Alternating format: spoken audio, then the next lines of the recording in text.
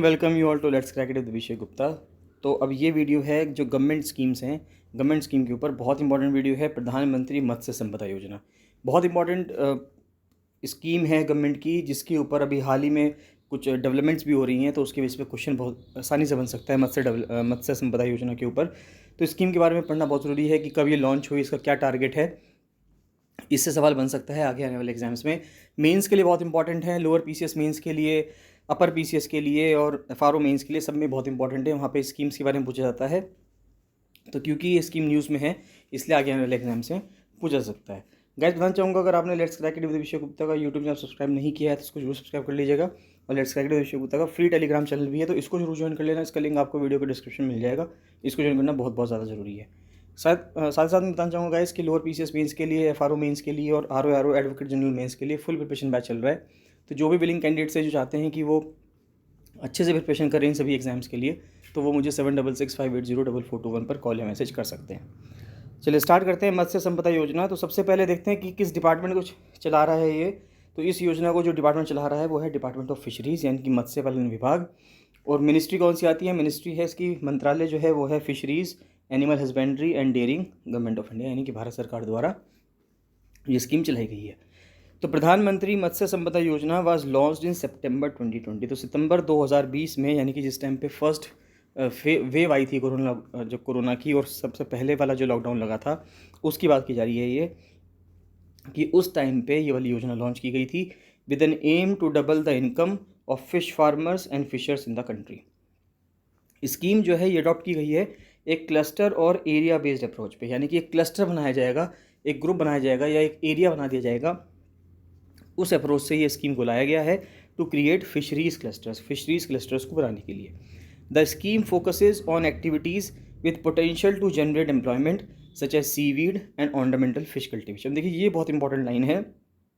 ये जो स्कीम है ये फोकस कर रही है किस चीज़ पे, कि कुछ हम ऐसी एक्टिविटीज़ करेंगे जिसका पोटेंशियल होगा टू जनरेट एम्प्लॉयमेंट जनरेशन होगा, सच एज सीवीड। एक तो सीवीड्स को हमें बनाना है, यानी कि जो समुद्र के अंदर जो वीड्स होती हैं उनको समुद्र में से निकालेंगे, और उसके ऊपर जो कल्टीवेशन होता है या उसकी जो मार्केट में सेल है वो करनी है। एंड ऑर्नामेंटल फिश कल्टीवेशन, आपने देखा होगा कि आज के टाइम पे बहुत लोग घरों में एक्वेरियम रखना पसंद करते हैं। तो वो जो सुंदर सुंदर मछलियाँ आती हैं उस एक्वेरियम के लिए, उसको हम कहते हैं ऑर्नामेंटल फिशेज़, यानी कि वो बहुत ही सुंदर जो मछलियाँ दिखती हैं, गोल्डन कोई मछली होगी या अलग अलग रंग की जो होती हैं, तो उसकी जो खेती होती है उसको ऑर्नामेंटल फिश कल्टीवेशन कहा जाता है। It also emphasises on the breeding technique for quality brood, यानी कि अच्छी नस्ल लाने के लिए क्वालिटी ब्रीडिंग होनी चाहिए, सीड अच्छा, बीज अच्छा मिलना चाहिए, फीड अच्छा मिलना चाहिए, एंड स्पीशीज़ डाइवर्सिफिकेशन, और जो स्पीशीज़ में डाइवर्सिफिकेशन है वो भी अच्छे से होना चाहिए। With implementation of the scheme, government का एम है to help reduce post harvest loss from 20 to 25% to 10%। तो अब ये कहा जा रहा है कि इस स्कीम से जो पोस्ट हार्वेस्ट लॉस है, यानी कि जब आपने मछलियाँ पकड़ ली उसके बाद जब उसको हम प्रोसेस करते थे तो उसमें क्या होता था, 20 से 25% तक मछलियाँ ख़राब हो जाती थी, नुकसान हो जाता था। तो सरकार का कहना ये है कि हम कुछ ऐसे स्कीम्स लाएंगे या कुछ इस तरह से एक्टिविटीज़ वहाँ पे करेंगे कि वो जो लॉस है, हार्वेस्ट लॉस जो 20-25% तक हो रहा था, वो घटकर सिर्फ 10% तक रह जाए। जो इनकम है फिशर्स की और फिश फार्मर्स की, उनके डबल हो जाए। Generate an additional 55 lakh direct and indirect employment opportunities, और 55 लाख नौकरियों की बात की जा रही है, या बेसिकली नौकरी ना कह के यहाँ पे एम्प्लॉयमेंट अपॉर्चुनिटी की बात की जा रही है कि यहाँ पे रोजगार के नए सृजन होंगे 55 लाख। तो वो 55 लाख जो होंगे वो डायरेक्ट भी होंगे उसमें कुछ, और कुछ इनडायरेक्ट भी होंगे, यानी कि प्रत्यक्ष भी होंगे और अप्रत्यक्ष भी होंगे। A scheme to bring about blue revolution through sustainable and responsible development of fishery sector in India at an estimated investment of rupees 20,000 crores for holistic development of fishery sector include welfare of fishers। अब देखिए, प्रधानमंत्री मत्स्य संपदा योजना से पहले 2015 में blue revolution लाया गया था प्रधानमंत्री नरेंद्र मोदी द्वारा, जिसमें ये कहना था कि जो हमारी ब्लू इकोनॉमी है, यानी कि जो मछली से रिलेटेड है, उसके ऊपर हमें काम करना है। तो प्रधानमंत्री मत्स्य संपदा योजना is being implemented in all the states and union territories, सभी राज्यों में, सभी केंद्र शासित प्रदेशों में इसको लागू किया गया है। ये 5 साल की पीरियड के लिए लागू किया है, 2020-21 से लेके 2024-25 तक।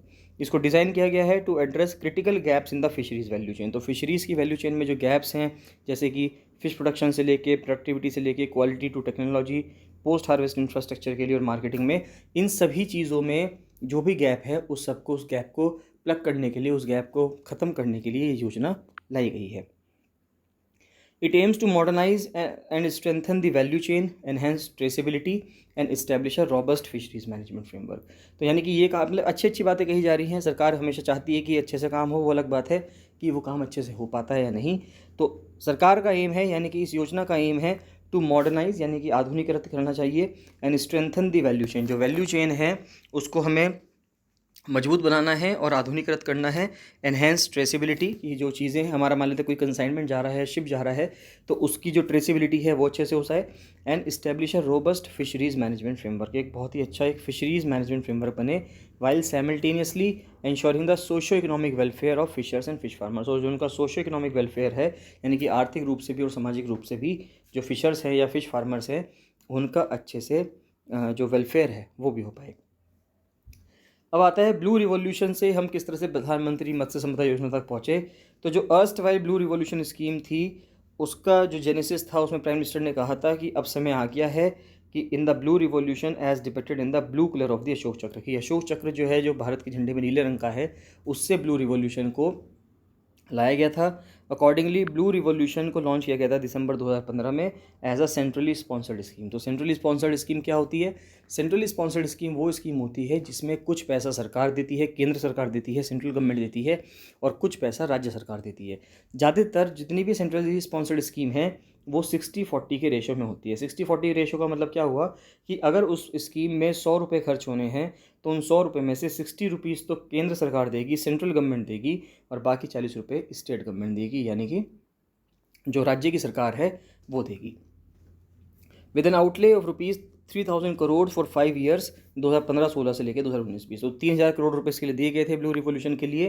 5 साल के लिए इसको चलाया गया था, 2015-16 से 2019-20। और जब 2020 में ये ख़त्म होने लगा ब्लू रिवॉल्यूशन का समय, उस टाइम पे प्रधानमंत्री मत्स्य संपदा योजना के नाम से आगे स्कीम को चलाया गया। अचीवमेंट देख लेते हैं फिशरी सेक्टर में कि ब्लू रिवॉल्यूशन जो चला था, कि ब्लू रिवॉल्यूशन के अंदर क्या फिशरीज सेक्टर में अचीवमेंट हुआ। तो पहली बात तो एनहेंसमेंट हुआ फिश प्रोडक्शन में, फ्रॉम 10 मिलियन मेट्रिक टन से लेके 13 मिलियन मेट्रिक टन आ गए हम 2018-19 तक। प्रोडक्टिविटी इंक्रीज़ हुई 2.3 टन पर हेक्टेयर से लेके 3.3 पर टन पर हेक्टेयर, यानी कि पहले एक हेक्टेयर में 2.3 टन मछलियाँ आया करती थी, पैदा होती थी, अब 3.3 टन आने लगी हैं एक हेक्टेयर में से। Exports increase from ₹33,000 crore to ₹46,000 crore. तो ये अच्छी बात है कि 2018-19 का डेटा अगर हम देखें तो 33,000 करोड़ रुपए से लेके 46,000 करोड़ रुपए तक की अब सेल होने लगी है मछलियों की। अब हम देखते हैं कि प्रधानमंत्री मत्स्य संपदा योजना के ऑब्जेक्टिव्स क्या हैं। तो उसका पहला ऑब्जेक्टिव ये है कि harness the potential of the fishery sector. पहले तो जो पोटेंशियल है, जो हम अभी कम इसमें सेक्टर में से निकाल पा रहे हैं जीडीपी में, हमें इस सेक्टर का जो पोटेंशियल है उसको बढ़ाना है in a sustainable, responsible, inclusive and equitable manner. अच्छी अच्छी बातें कही गई हैं कि सस्टेनेबल मैनर में और सतत के हिसाब से, रेस्पॉन्सिबल के हिसाब से, यानी कि आप जिम्मेदारी से काम करें, इंक्लूसिव हो यानी कि सभी लोगों को समावेश करो इसमें, और इक्विटेबल मैनर यानी कि एक बराबरी के हिसाब से बात की जा रही है। Enhance fish production and productivity through expansion, intensification, diversification and productive utilisation of land and water. यानी कि मछलियों का जो उत्पादन है, फिश प्रोडक्शन है, वो हमें बढ़ाना है, और प्रोडक्टिविटी बढ़ानी है, चाहे एक्सपेंशन से हो, यानी हमें चीज़ें बढ़ानी पड़े, इंटेंसिफिकेशन से हो, ज़्यादा करनी पड़े, डाइवर्स करना पड़े, प्रोडक्टिव यूटिलाइजेशन करनी पड़े, किसकी? ज़मीन की और पानी की। Modernise and strengthen the value chain including post harvest management and quality improvement. यानी कि जो पोस्ट हार्वेस्ट मैनेजमेंट है उसको ध्यान दें, क्वालिटी इंप्रूवमेंट करें, हमें डबल करनी है फार्मर्स की income. Enhance the contribution of the fishery sector to agricultural gross value added and exports. तो जो एग्रीकल्चरल ग्रॉस वैल्यू एडिशन है उसमें फिशरी सेक्टर का जो आप कह सकते हैं इसमें जो योगदान है, कंट्रीब्यूशन है, उसको बढ़ाना है, इसमें उस चीज़ पे जोर देना है।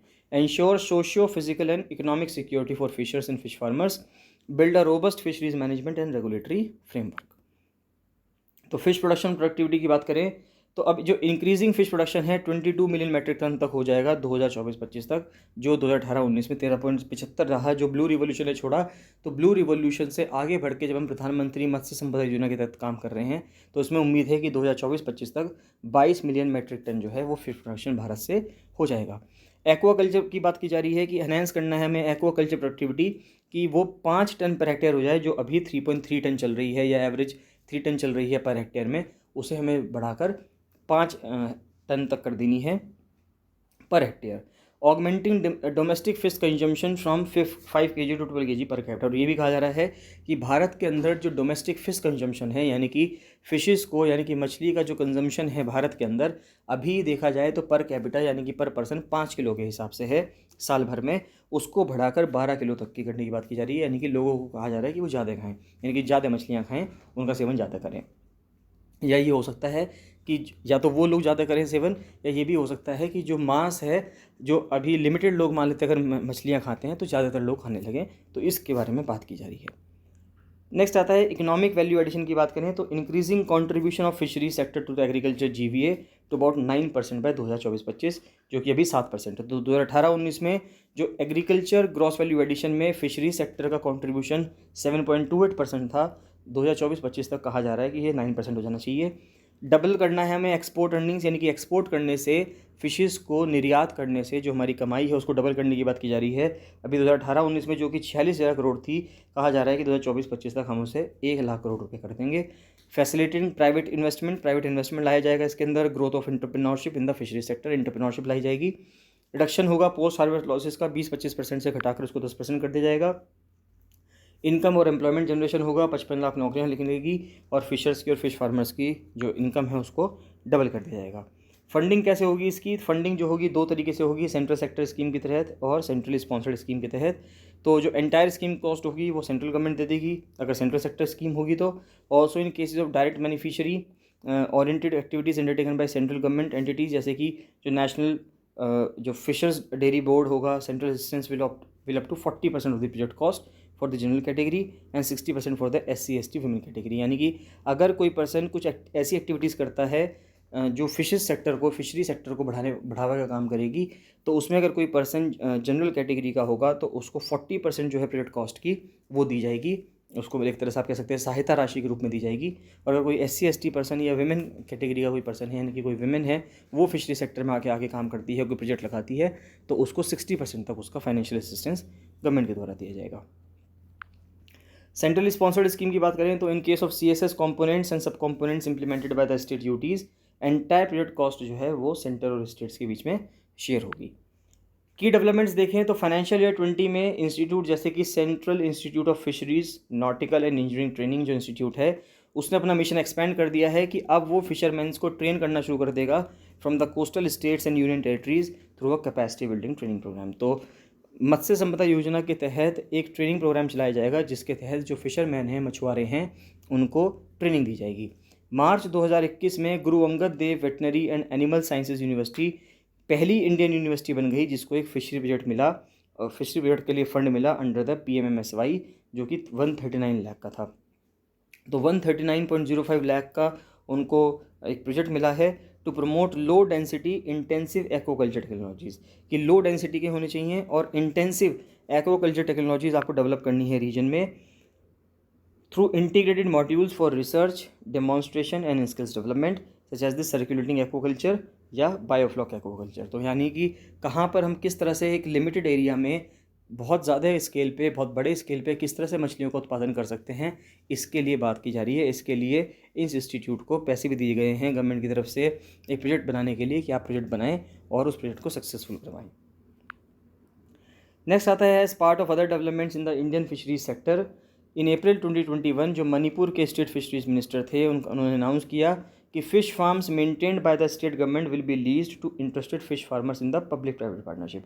यानी कि जो सरकारी अगर आप कह सकते हैं कि स्टेट गवर्नमेंट के जो पार्क्स हैं जहाँ पे मछलियाँ बन रही हैं, उनको पब्लिक प्राइवेट पार्टनरशिप के तहत प्राइवेट कंपनीज़ को भी दे दी जाएंगे या प्राइवेट लोगों के हाथ में दे दी जाएंगे, जिससे कि वहाँ पे उसका जो प्रोडक्शन है वो उसकी जो प्रोडक्शन की जो प्रोडक्टिविटी है वो बढ़ सके, to provide employment and income opportunity in the state, जिससे कि वहाँ पे एम्प्लॉयमेंट भी बढ़े और जो इनकम अपॉर्चुनिटी है किसानों के लिए, फिश फार्मर्स के लिए, वो भी बढ़ सके। That's all. तो इसमें से काफ़ी चीज़ें आपकी निकल के आएंगी प्रधानमंत्री मत्स्य संपदा योजना से। उम्मीद करता हूँ कि आपको ये टॉपिक कंप्लीट समझ में आया होगा। कोई भी आपको डाउट आता है तो आप मुझे कमेंट सेक्शन में कमेंट करके जरूर बताइएगा। बाकी आपको कौन सा टॉपिक ऐसा है जिसके ऊपर आपको वीडियो बनवानी है तो वो आप कमेंट सेक्शन में कमेंट करके जरूर बताइए। बाकी मिलते हैं नेक्स्ट वीडियो में। So thank you and bye bye.